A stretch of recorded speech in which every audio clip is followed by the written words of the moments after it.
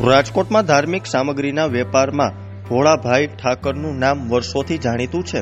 છેલ્લા 40 વર્ષથી ભોળાભાઈ શ્રીફળ, ચૂંદડી, અગરબત્તી અને પ્રસાદ જેવી વસ્તુઓ વેચાણ કરે છે।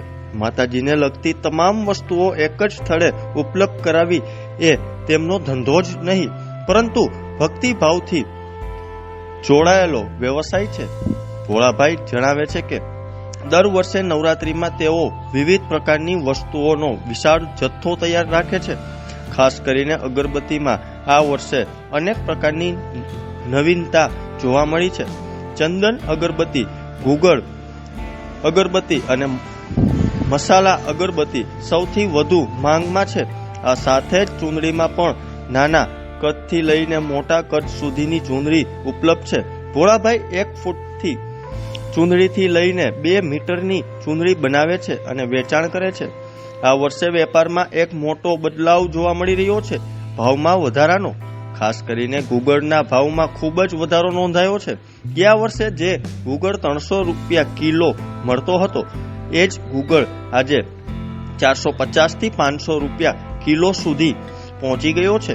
તેના પાછળનું મુખ્ય કારણ છે ઉત્પાદનમાં ઘટાડો। ભોળાભાઈ કહે છે કે ધૂળનો નેચરલ ગુગળ સીધો જ ગુગળમાં ઝાડમાંથી મળે છે। પર્યાવરણમાં બદલાવ, ઉત્પાદન ઘટવું અને ખેતીમાં ઘટાડો થવાના કારણે બજારમાં પૂરતો જથ્થો મળતો નથી। મારું નામ ભોલાભાઈ ઠાકર છે। અમે લગભગ 40 વર્ષથી વેપાર કરી છે। શ્રીફળ, ચૂંદડી, અગરબત્તી, પ્રસાદી બધું માતાજીને લગતી ટોટલી આઈટમ। આ વખતે અનેક પ્રકારની અમે અગરબત્તી રાખી છે। સેન્ડલની છે, ગુગળ આવે છે, બીજી મસાલા ધૂપની આવે છે। ચૂંદડીઓમાં પણ નાની 1 ફૂટથી લઈ અને 2 મીટર સુધીની માતાજીની ચૂંદડીઓ રાખી છે। હા, અમે અહીંયાથી અમારો વેપારી છે, ત્યાંથી જ લઈ અને અહીંયા સેલ કરી છે અમે।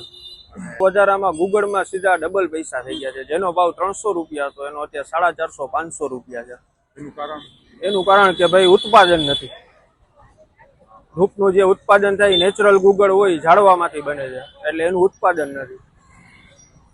બીજી અગરબત્તી છે, એમાં જીએસટી છે કે બીજા ભાવ વધારા, ટ્રાન્સપોર્ટેશનના ભાવ વધારા, એ બધું વધી ગયું છે। ચૂંદડીને હારમાં છે પણ એટલો 20 થી 30% વધારો છે। એ આ મટીરિયલના હિસાબે, ટેક્સટાઇલ માર્કેટ ને એ બધું।